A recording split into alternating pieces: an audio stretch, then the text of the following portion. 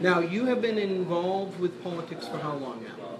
It's been around 5 years. 5 years, Yeah. okay. So you came in during the Obama administration, Yeah. pretty exciting.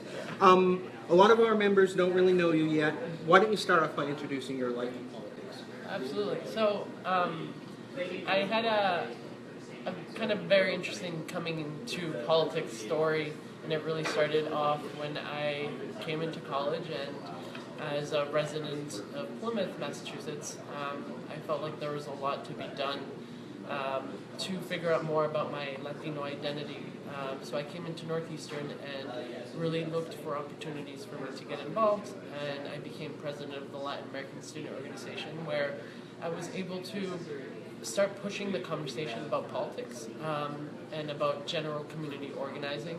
And I was feeling very overwhelmed and very disappointed by the lack of engagement. And I think one of those things really comes in because there's a lack of knowledge that we're building in communities of color. And being a queer Latino, it's very important.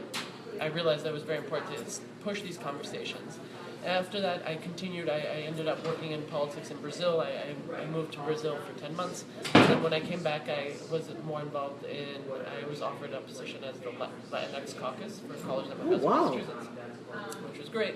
And again, I felt very disappointed. And I was feeling disappointed and discouraged because there was a lack of diversity, and there was also a lack of really true community engagement. All of my work really before that had been with community organizations and how to build power as an activist and how to build power as a community.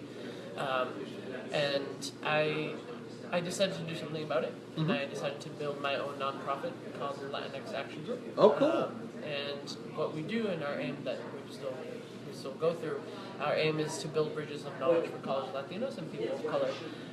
And our strategy here is really working with young folks who are usually in cultural student groups. So we work directly with cultural student groups in universities.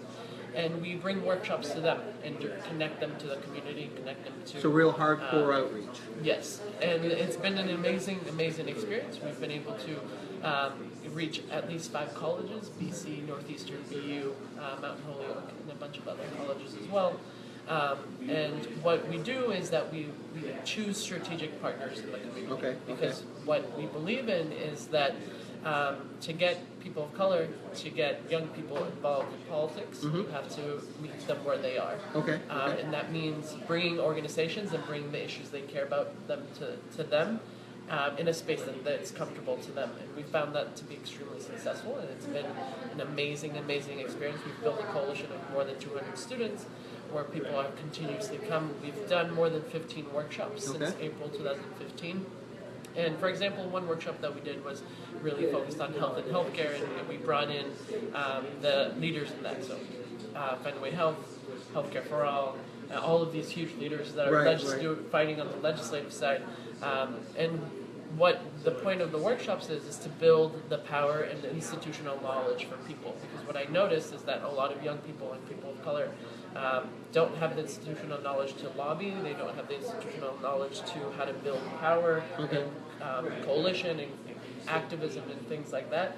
So we're bringing the experts to them. We work directly with community organizations to excite people, and we've seen a lot of people. Now that I'm president of College of Massachusetts, we sent more than 300 people to New Hampshire. We really organized this semester. We knocked on nearly 5,000 doors and registered nearly 3,000 voters.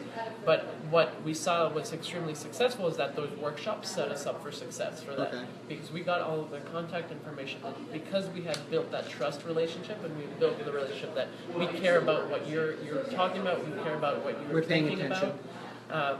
Because that relationship was built, I was able to call people up who are Latino, people of color, the Caribbean student organizations, and I was like, hey, I'm really looking for 3 to 4 people to volunteer this weekend in New Hampshire. We have like a goal of 20 to 30, and this is what we want to do, and they were able to do it.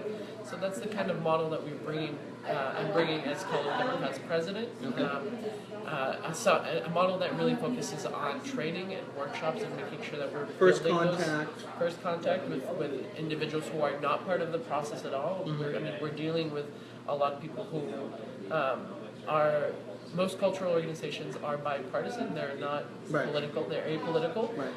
And we're bringing them in because we're meeting them, and we're like, this is not a Democrat meeting. This is a meeting about healthcare. Healthcare. And it's really being focused on the issues, which resonates with Democrats because we're the party that really cares about the issues. So you started your career in Plymouth, the Cranberry Corner.